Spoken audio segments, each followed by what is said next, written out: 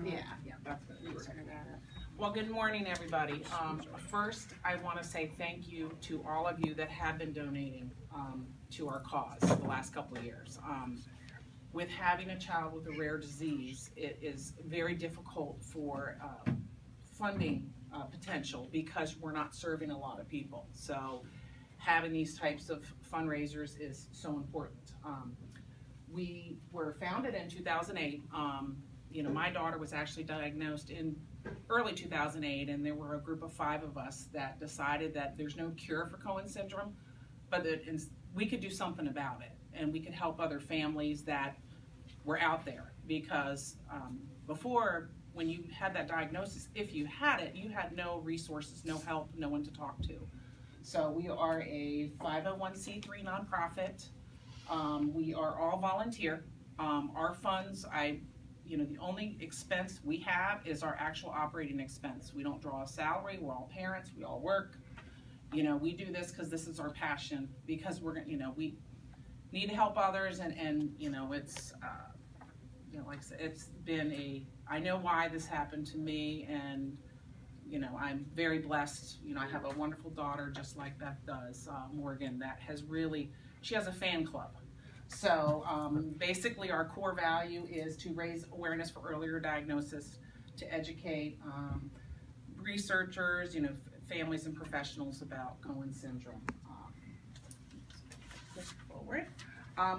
Part of what we do is we are the resource for Cohen syndrome to try to gather as much data. I have the website, it's cohensyndrome.org. And it's a resource, so that way professionals go on, families go on. And part of what I added to the website was, and actually just in November 2013, I wanted to know how many people are actually going on the website. So I did a recent count. We have 115 countries of people that are at least logging on to look.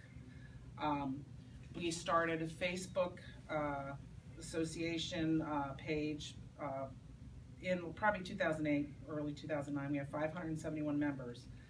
Part of what I also have on the website is basically a parent survey to kind of get an idea of parents' experience, and just right now we have results on 205 families, and this is just some information I gave you, that 42.9 are male, 57.1 female. Most of the people on the survey, they were diagnosed as yes, because the thing about Cohen syndrome is autorecessive, so both parents have to be a carrier.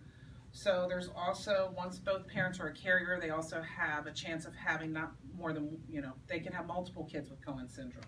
So we have several families that might have 2, and we have one family that even has 3 children. And I'm sure you all know Michaela, how challenging, I'm sure, for us in raising one special needs child, but to have multiple is, it's challenging. The nice thing is what we're starting to see on the diagnosis is a couple years ago, most kids were diagnosed clinically. To give you an idea for testing, the full genetic test is about $7,000 to $8,000. The nice thing now, though, is we're seeing with improvements in science that we're seeing more genetic testing. When I first became aware of it, the average diagnosis age was 13. And now we're seeing kids under 1 that are being diagnosed, which the key to that is early intervention. You know what to expect. So this is just some information on the age percentages, on where we're at now for the age, and then overall health. Just like Michaela, my daughter Morgan is nonverbal. Most of the kids are verbal, but fortunately with technology, that our kids do have the ability to communicate. Our family meetings. The first family meeting, I think, actually started in 2004 with 2 families in Ohio meeting at a special needs clinic. I went to my first meeting in 2008 when Morgan was diagnosed, and that's kind of when the clinic asked for parent involvement, because they are a working clinic.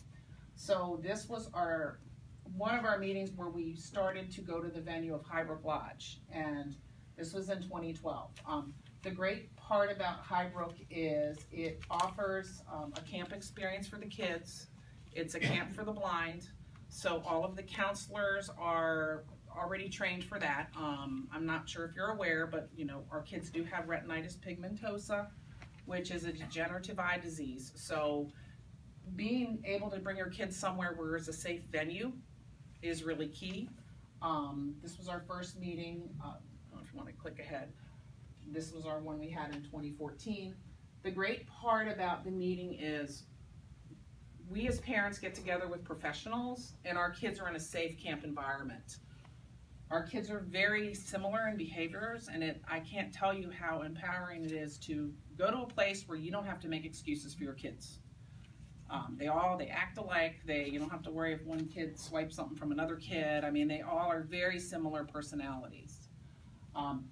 What we're really have done with our association is we're gearing our funds towards our next meeting. And what we've learned is with social media, families are supporting each other.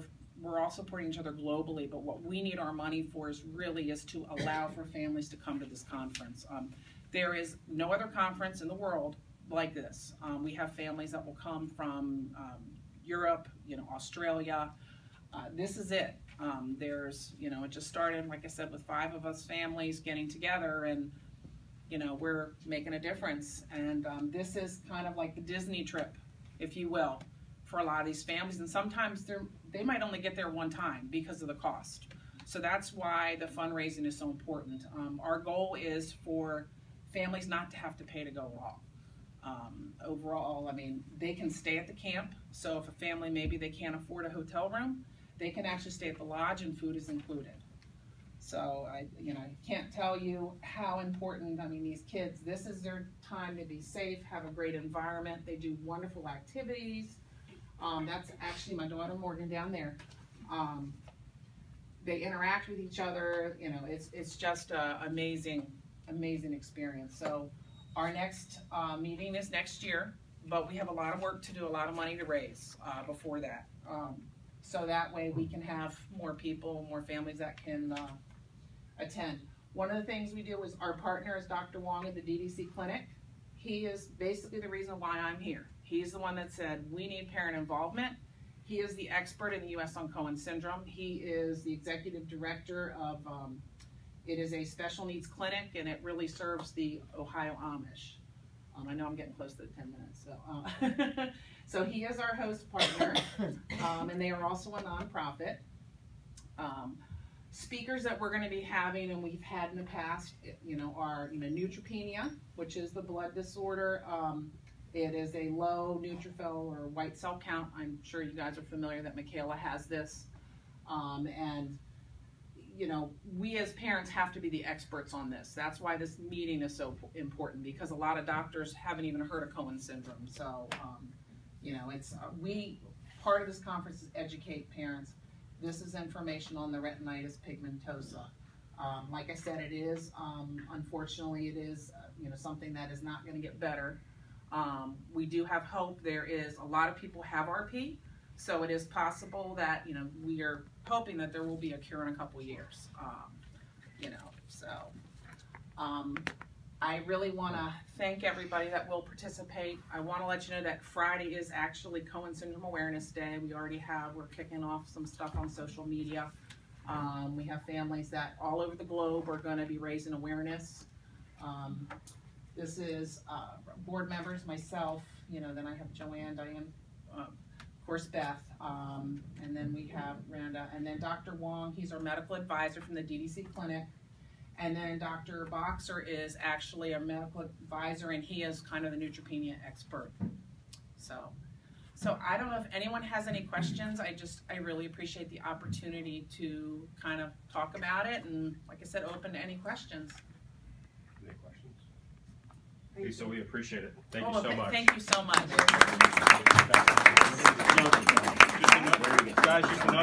Just another opportunity to help out one of our folks. We'll be raising money the next Jeans Day, which is in 2 Fridays. Okay?